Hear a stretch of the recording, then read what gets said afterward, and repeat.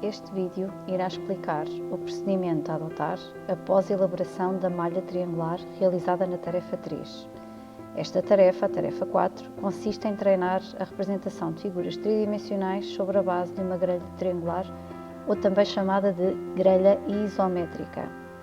Esta malha é constituída por traçados a 30 graus, a 90 graus e a 150 graus. Mas também podemos medir entre estes espaços e entre estes traçados outras amplitudes de ângulo, ou seja, 60 graus e 120 graus. Vamos passar aqui a mostrar as diferentes orientações e entre este eixo e este obtemos uma amplitude de 60 graus. Juntando estes 60 graus mais os 60 graus do lado oposto, obtemos também uma amplitude de 120 graus. A palavra isométrica tem um significado. Iso significa um ou uma, e métrica, medida. Isto significa que a representação de figuras nesta malha irá respeitar a medida real dos objetos, também chamada de verdadeira grandeza. Ou seja, se pegarmos numa amplitude de 6 cm como largura de uma das nossas figuras, 6 cm na altura total dessa figura e 6 cm de comprimento, será essa a medida a aplicar nas diferentes amplitudes de ângulo ou de eixo. Isto significa então que a partir do momento em que decidimos utilizar uma malha triangular para a representação de qualquer que seja a figura, podemos respeitar estas medidas reais. Também, para as representar, precisamos de identificar para que sentido é que atribuímos as larguras, as alturas e os comprimentos. Ora, de acordo com a experiência que tivemos na tarefa 2, na perspectiva cavaleira, na malha quadrangular, identificámos que para a direita iríamos colocar as larguras, de cima para baixo ou de baixo para cima as alturas, ou seja, em ângulos e amplitudes de 90 graus, e para a nossa esquerda os comprimentos, que na anterior tarefa nós tínhamos os comprimentos a 0 graus e desta vez temos a 30 graus de abertura à esquerda. Na figura do cubo, o perímetro do desenho em 2D dá origem a um hexágono regular perfeito. Portanto, se olharmos para aqui para uma junção de 6 triângulos, identificamos automaticamente a figura de diferentes hexágonos. Hexágonos que têm aqui de lado 1,5 cm, que foi essa a medida que atribuímos à construção da malha triangular. A perspectiva isométrica é também um método para representar visualmente objetos tridimensionais. Vamos aqui ver dois exemplos e normalmente esses objetos tridimensionais aparecem com um aspecto de desenho técnico. Esse desenho técnico serve para vários âmbitos, mas normalmente são usados na engenharia, são usados no design industrial, na arquitetura, entre outros. Portanto, o que exige representações rigorosas.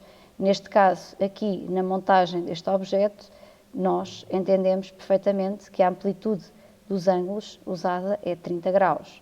Outro exemplo também muito usual é as instruções dos legos.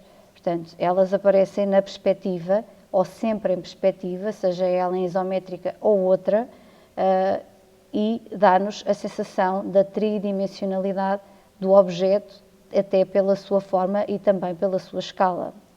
Portanto, o objetivo da representação, quer na malha triangular, quer, ou seja, através de eixos isométricos, quer na cavaleira, com base na malha quadrangular, ou outras, vamos dar, por exemplo, o caso da dimétrica, que é outra forma de representação axonométrica, que significa que é sobre eixos, portanto, representações tridimensionais sobre 3 eixos diferentes, os quais correspondem às larguras, às alturas e aos comprimentos. O que é que vai divergir? Vai divergir precisamente estas amplitudes de ângulo na sua representação. Então, para os nossos exercícios. O que solicitámos era que houvesse então a representação das 4 figuras dentro destes eixos. Mais uma vez, as larguras corresponde ao eixo X, as alturas ao eixo Z e finalmente os comprimentos ao eixo Y. Vamos então fazer aqui a experiência da representação de um dos objetos. Para isso, vamos usar exatamente as mesmas regras, partir do princípio do centro da nossa malha, utilizar uma folha de papel vegetal e desta vez estas figuras vão ficar a ocupar muito mais área da nossa folha. Porquê? Porque vão ter uma dimensão muito superior àquela que vimos acontecer na malha quadrangular. Então, vou colocar aqui, vou pegar agora na segunda figura e não na primeira. A primeira serviu como exemplo para a construção na malha quadrangular e desta vez vamos usar a segunda figura. Então, para fazer esta representação, nós vamos usar novamente como exemplo uma figura e vamos definir aqui um ponto de começo. Este ponto de começo seria precisamente a interseção dos 3 eixos, o X, o Y e o Z, ou seja, corresponde novamente às larguras, aos comprimentos e às alturas. Vou definir então aqui primeiro um comprimento e, sabendo que o lado desta peça tem 6 cm e sabendo também que a dimensão que demos ao lado de cada triângulo equilátero foi de 1,5 cm, precisamos de ocupar, para a representação desta aresta, precisamos de ocupar precisamente 4 triângulos. 4 triângulos como? O lado de 4 triângulos. Para a representação aqui destes 3 cm de altura, preciso de ocupar aqui 2 lados de 2 triângulos.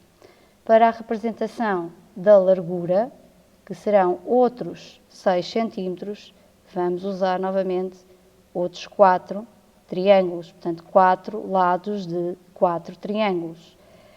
Agora é dar continuidade. Esta largura da peça continua a ter mais 4 triângulos e é extensível até aqui a este vértice. Mais uma vez temos a representação de uma altura de 3 cm, cá está uma vertical a 90 graus de 2 triângulos e outra que representa aqui a divisão destes 2 paralelepípedos entre o meio desta face retangular já representada e fica a representação de 2 faces de formato de quadrados. Portanto, temos já esta lateral representada aqui na nossa malha. Vamos agora dar continuidade aqui ao lado dos comprimentos. Para isso podemos já aproveitar e definir a altura completa de 6 cm. Então vamos ocupar 4 triângulos em altura, portanto a partir do eixo Z. Aqui já temos uma aresta que corresponde aos comprimentos e que vai ocupar 2 triângulos. E aqui ocupa 6 triângulos. Mais uma vez, outro comprimento. Vem daquele vértice a este. Finalmente, para acabar a parte lateral do nosso objeto, falta-nos a representação aqui de uma altura de 3 cm, que corresponde a 2 triângulos. Portanto, já temos esta lateral completa, aqui também outra face que representa do lado das larguras e agora vamos representar aqui o interior. Vamos representar já todas as restantes larguras que nos faltam, esta que será mais uma vez a 6 cm, esta também a 6 e finalmente esta também a 6, onde é que elas se posicionam precisamente nestes 3 vértices. Portanto, uma aresta de 4 triângulos de lado, outros 4 triângulos e outros 4 triângulos. Portanto, já temos as larguras todas representadas. Falta-nos aqui ainda um comprimento e outro comprimento. E ainda outro comprimento. Portanto, todas as inclinações de abertura à esquerda a 30 graus representam comprimentos. Portanto, daqui serão ocupados 3 triângulos, que irão ficar precisamente aqui. Outros 3 triângulos deste lado, ficará daqui a este vértice. E, finalmente, a representação da divisão dos dois paralelepípedos aqui nesta zona, que ficará nesta posição. E, para terminar a figura, falta apenas uma altura de 3 cm que junta este vértice a este. E ficamos com a nossa figura completa. Portanto, o passo seguinte será pegar no outro objeto.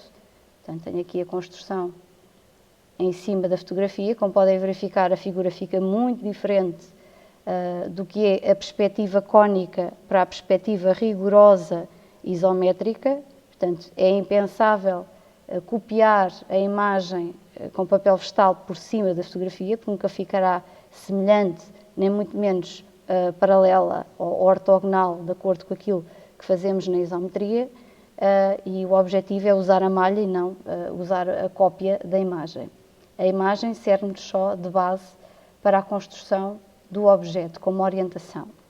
Ora, o passo seguinte será, então, pegar na nossa folha de vegetal e usar novamente o centro da folha para desenhar as outras 3 figuras que faltam. Portanto, voltamos à figura 1, figura 3 e figura 4. Após o desenho das 4 figuras, devem então terminar a tarefa e ficamos com a amostra do que seria uma representação isométrica das 4 figuras que compõem esta tarefa 4. Bom trabalho!